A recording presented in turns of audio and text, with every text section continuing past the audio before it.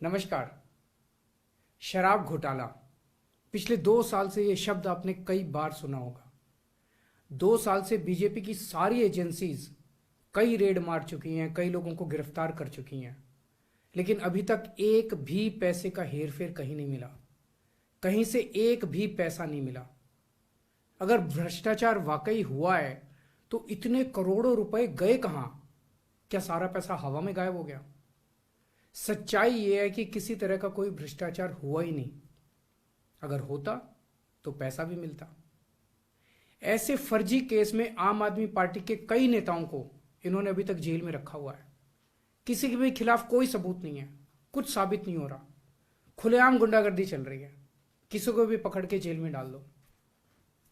अब बीजेपी मुझे गिरफ्तार करना चाहती है। मेरी सबसे बड़ी संपत्ति, मेरी सबसे बड़ी ताकत मेरी ईमानदारी है। झूठे आरोप लगा के, फर्जी समन भेज के ये मुझे बदनाम करना चाहते हैं, मेरी ईमानदारी पे चोट करना चाहते हैं। इन्होंने मुझे समन भेजे हैं। मेरे वकीलों ने मुझे बताया कि ये समन गैर कानूनी है। क्यों गैर कानूनी है? ये मैंने इनको विस्तार से लिख के भेजा है। मैंने बताया है कि उनके समन कैसे गैर कानूनी है, लेकिन उन्होंने मेरी एक भी बात का जवाब नहीं दिया। इसका मतलब उनके पास मेरी बातों का जवाब नहीं है। इसका मतलब वे भी मानते हैं कि उनका नोटिस गैर कानूनी है। क्या मुझे एक गैर कानूनी समन का पालन करना चाहिए? अगर कानूनी रूप से सही समन आएगा तो मैं पूरा सहयोग करूंगा। बीजेपी का मकसद जांच करना तो है ही नहीं। इनका मकसद तो लोकसभा चुनाव में मुझे प्रचार करने से रोकना है। ठीक लोकसभा चुनाव के पहले इन्होंने मुझे समन भेजा है। क्यों? इस जांच को चलते 2 साल हो गए। अभी ठीक लोकसभा चुनाव के पहले मुझे क्यों बुलाया जा रहा है? पहले क्यों नहीं बुलाया? सीबीआई ने मेरे को 8 महीने पहले बुलाया था। मैं सीबीआई में गया था, उनके सारे जवाब भी दिए थे। लेकिन अब ये लोग ठीक लोकसभा चुनाव के 2 महीने पहले मुझे बुला रहे हैं। तो बीजेपी का मकसद कोई पूछताछ करना थोड़ी है। इनका मकसद है पूछताछ के बहाने केजरीवाल को बुला लो और उसे गिरफ्तार कर लो, ताकि मैं लोकसभा चुनाव में प्रचार ना कर पाऊं। आज बीजेपी भ्रष्टाचारियों को नहीं पकड़ रही, बल्कि खुलेआम ईडी और सीबीआई का इस्तेमाल करके दूसरी पार्टियों के नेताओं को तोड़ के बीजेपी में शामिल करवाने का काम किया जा रहा है। एक नहीं, दो नहीं, कितने उदाहरण हैं जहां किसी पार्टी के नेता के खिलाफ ईडीआई सीबीआई के मामले चल रहे थे या उन पर गंभीर आरोप लगे हुए थे।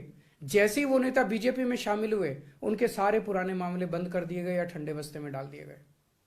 तो जो इनकी पार्टी ज्वाइन कर लेता है उसके सारे मामले रफा दफा कर दिए जाते हैं। जो इनकी पार्टी में नहीं जाता वो जेल जाता है। आज मनीष सिसोदिया, संजय सिंह और विजय नायर इसलिए जेल में नहीं है कि उन्होंने भ्रष्टाचार किया है। वो इसलिए जेल में है क्योंकि उन्होंने बीजेपी में शामिल होने से इंकार कर दिया है। आज हम बीजेपी का मुकाबला क्यों कर पा रहे हैं? क्योंकि हमने कोई भ्रष्टाचार नहीं किया। अगर हमने जरा सा भी गलत काम किया होता तो दूसरे भ्रष्टाचारी नेताओं की तरह आज भी हम बीजेपी में शामिल हो चुके तो होते आज तक। इस तरह देश के ईमानदार नेताओं को जेल में डाल के और भ्रष्टाचारियों को अपनी पार्टी में शामिल करवा के ऐसे तो देश आगे नहीं बढ़ सकता। ये क्या चल रहा है? ये जो कुछ भी चल रहा है बहुत खतरनाक है। ये हमारे जनतंत्र के लिए बहुत गलत है। इसे रोकना होगा। मैं हमेशा देश के लिए लड़ा हूं। मेरा तन मन धन देश के लिए है। मेरी एक एक सांस देश के लिए है। मेरी खून की एक एक बूंद देश के लिए है। मेरे शरीर का एक एक कतरा देश के लिए समर्पित है। हमें मिलकर देश को बचाना है। मैं पूरी जी जान से इनके खिलाफ लड़ रहा हूं। आपका साथ चाहिए।